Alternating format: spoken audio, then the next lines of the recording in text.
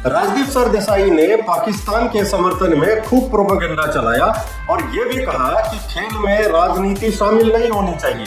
मतलब कि आतंकी घटना में शहीद हुए लोगों और सेना को जीत समर्पित करने में राजनीति हो गई और खेल भावना का उल्लंघन भी हो गया। कमाल है राजदीप जी। उसी एशिया कप का मैच था, उसमें एक पाकिस्तानी खिलाड़ी फरहान ने 50 रन बनाने के बाद सेलिब्रेट करने के लिए बल्ला को इस स्टाइल में पकड़ा जैसे गन फायर कर रहा हो। अब ये तो खेल भावना का उल्लंघन है ही नहीं, क्योंकि हो सकता है वो खिलाड़ी राजदीप को बैट गन की सलामी दे रहा हो।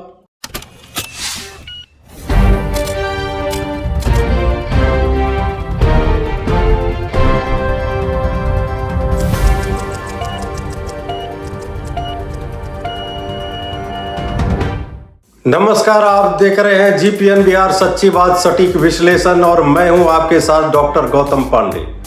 कुछ लोग ऐसे होते हैं जिन्हें लगता है कि वो हर क्षेत्र में सबसे ज्यादा जानते हैं।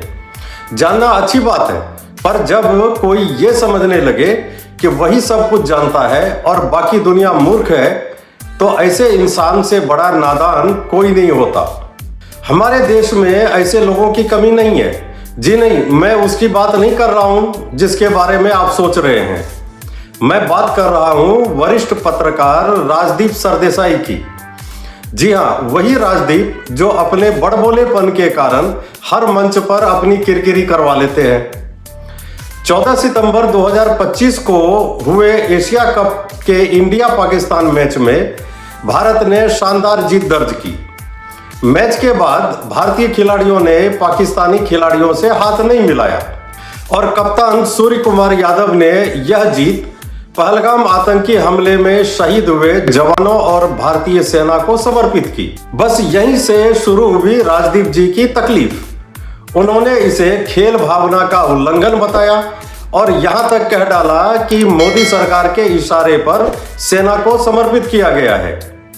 उन्होंने सरकार को कोसने में कोई कसर नहीं छोड़ी।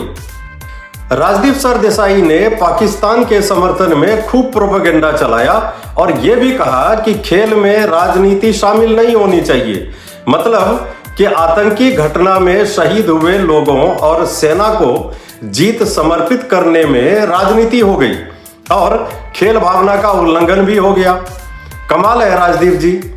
कहां से लाते हैं इतना दिमाग, कहां से लाते हैं इतनी सोच। अब जरा आगे सुनिए।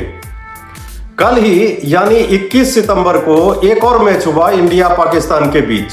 उसी एशिया कप का मैच था, उसमें एक पाकिस्तानी खिलाड़ी फरहान ने 50 रन बनाने के बाद सेलिब्रेट करने के लिए बल्ला को इस स्टाइल में पकड़ा जैसे गन फायर कर रहा हो।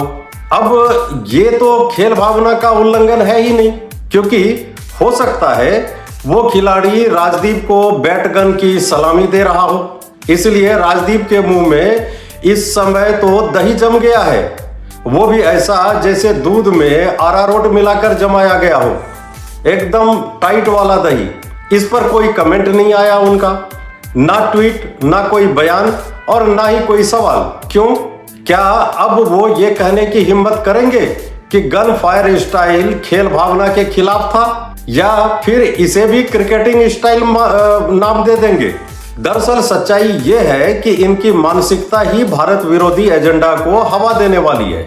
और अब सवाल उठता है, क्या ऐसे लोग कभी भारत का भला सोच सकते हैं? अगर आप मेरी इस विश्लेषण से सहमत हैं तो हमें कमेंट करके बताइए।